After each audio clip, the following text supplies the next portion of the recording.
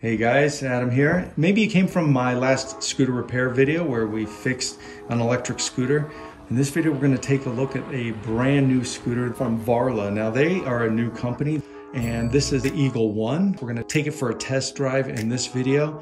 We'll do a second video where I'm going to take it out and really push it to its limits and see how it does.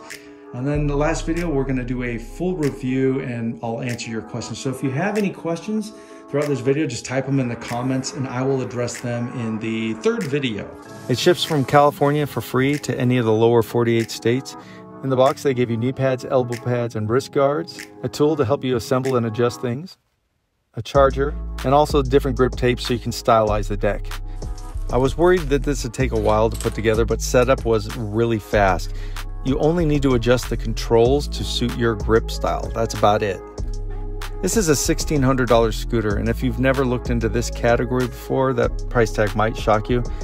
But I think you'll soon find out that it's a really good price for all the features that this scooter has. It has dual independent shocks, 1,000-watt motors in each wheel, hydraulic disc brakes, speed of up to 40 miles an hour, and with all the right conditions, they claim you can get 40 miles on one charge. And I'm sure that's just in eco mode with one motor running, but still, that's really far. All right, Aaron, what do you think of it? Pretty cool. It's pretty cool. It's a lot bigger than I thought it would be, to be honest. Yeah? I haven't seen one like this. Yeah? Ever. Okay, get on it. Oh, wow. I didn't know it did that. You hold down the power, and then this display turns on. Color display, really bright. All right, we're ready to go. I got a helmet I just picked up. I almost never wear helmets. Even when I skateboarded, I never wore them. But going 40 on a scooter? All right, let's have some fun.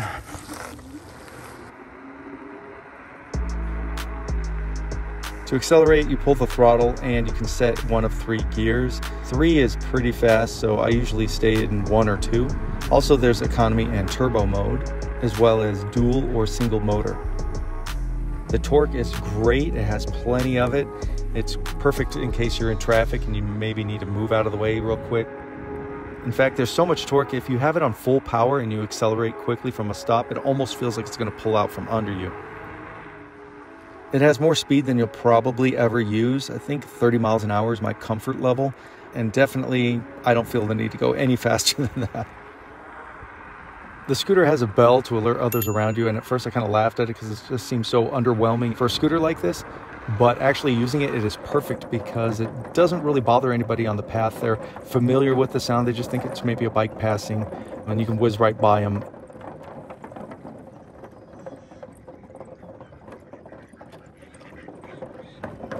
This handles really well on grass, super smooth.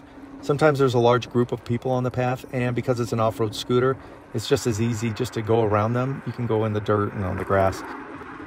But it's kind of like a bike. It gets a little sketchy if you're doing high speeds on gravel or turning on gravel.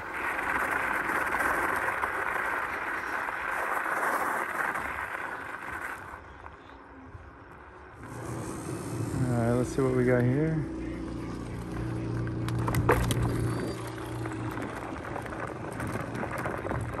Probably should have checked the tire pressure before I came on this trip, but I mean, this handles everything really well.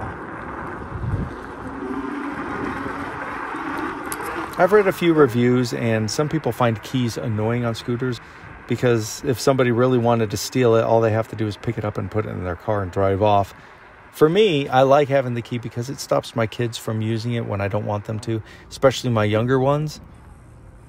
Or maybe you have it at work or someplace where nobody's going to steal it, but you don't want somebody to be tempted to hop on and try it out.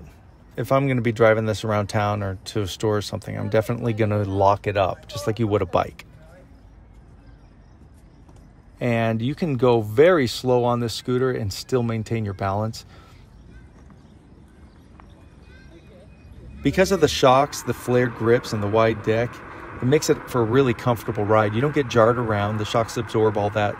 The flared grips have almost like a handrest feel to them, so your hands don't feel like they've been tensed up for a long time. And the wide deck, it's like a skateboard deck. You can move around, adjust your feet, and you don't feel like you're holding one position for too long. There's plenty of room. If I was to suggest some changes, I think it would be the turbo buttons and the dual motor buttons.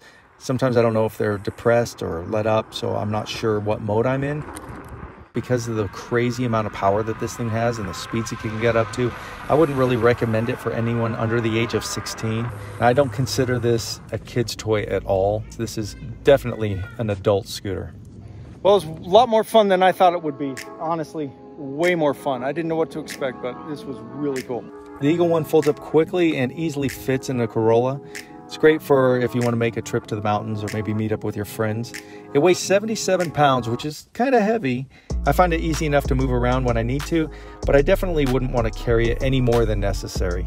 Riding it at night, I found the headlights are good, but not adequate for high speeds. I think for that, you'd probably want to get a handlebar mounted headlight.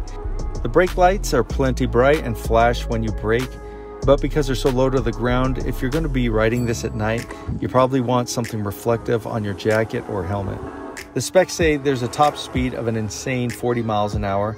To me, 40 miles seems plenty fast enough. I couldn't imagine going faster than that. So even if there was another scooter that could beat the 40 miles per hour at the same price, I wouldn't be interested because I'm definitely tapping out at 40 miles an hour. So if there's something I've missed and you want me to address it in a future video, just leave it in the comment section and I'll answer all your questions. Again, the link's in the description if you want to buy one yourself. In the next upcoming videos, we'll be riding around Utah and having some fun with it. So take care, guys, and have an awesome day.